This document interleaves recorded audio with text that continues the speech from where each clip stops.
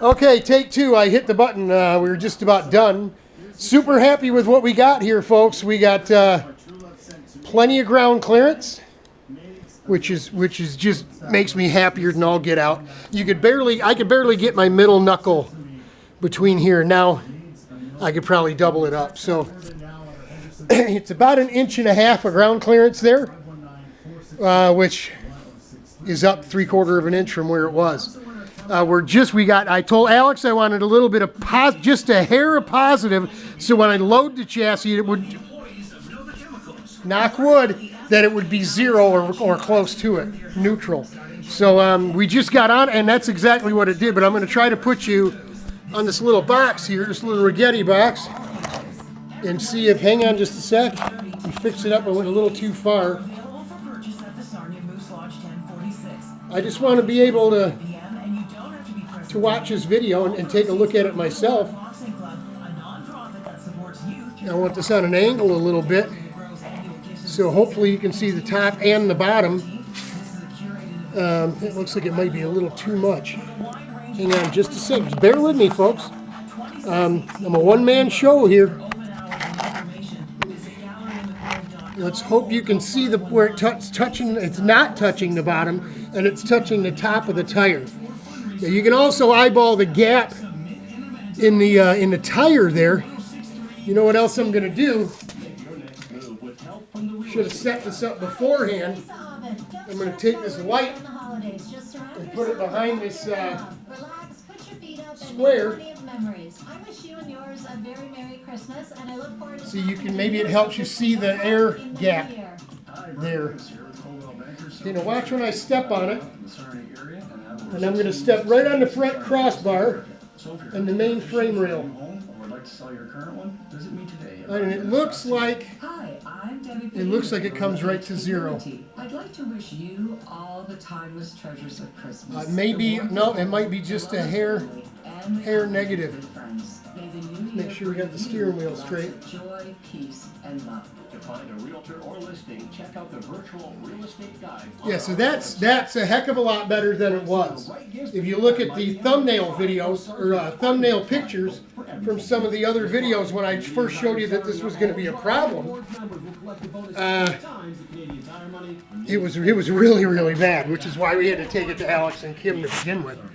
Put you over here, the light in the back.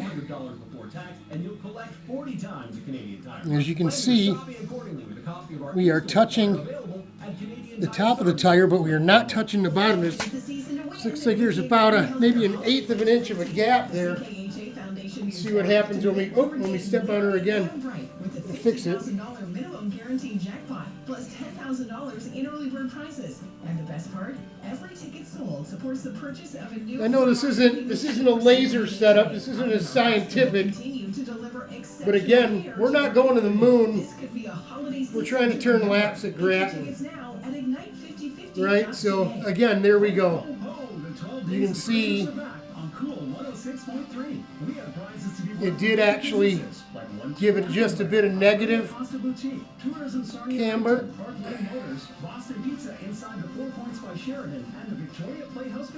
Just a hair. Now let me put you up front so we can see. You can see how much the ground clearance changes. Hope you can see right along the concrete there. Again, we're going to step right on the crossbar for the steering column. And that's got to come down a bit, but probably not much. You probably can't even see. That's all the way off. That's all the way on. So, not much, but I'm super happy with that, folks. You know what this means? We can go ahead and put it back on the stand and start assembling this bad boy. I'm happy with that. The other option was going to be to call Kim, take the cart back out there, take those wheels and tires back off, take it back out there and have them actually use heat to pull that down. He said they had a really hard time with and I saw what they used. Solid chunk of billet steel that simulates the spindle, right? They take the kingpin out, take the pills out, and there's a bigger hole in the top of that yoke there. And they use a big pin with that steel billet with a 7 or 8 foot long solid steel, almost looked like it could have been 2-inch steel pole welded to it. So that thing was hanging all the way out here, and Alex, he's not a little guy, he's not as big as Big Daddy, but he told me he was bouncing on that thing.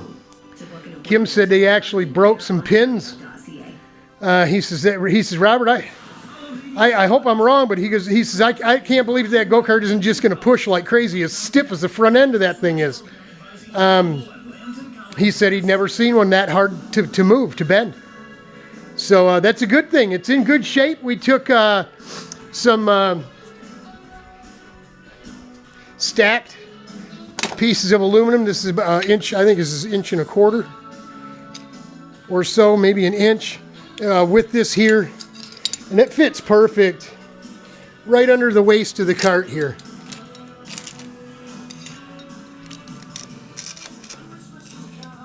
Here we go. It's tight, but it fits. Kind of knob of weld there, but we're real close here. And it does the same thing on this side, right? So we went along the whole thing and kind of got it with different pieces of stacked material, and it's straight. Side to side, it's straight. So we knew this cart was in good shape because it didn't have a bunch of grinding done to the bottom of the chassis, right? We knew it didn't have, either it wasn't abused or it just simply didn't have a lot of time on it. So now I'm pretty excited. Now I'm pretty excited. It's the season, right? Jesus is the reason for the season. I'm just excited now that I'm happy with this, even though I don't have all the adjustment in the pills. I have half the adjustment because there's 4 positions, 2 for caster and 2 for camber. The top is in the neutral position, the bottom is all the way in. So if we rotate the one on the top so it's all the way out, once it gets right negative camber from running it and bouncing around and, you know, getting it, we may have to adjust that top pill in a positive manner just to get it back to 0. But we're super happy with this.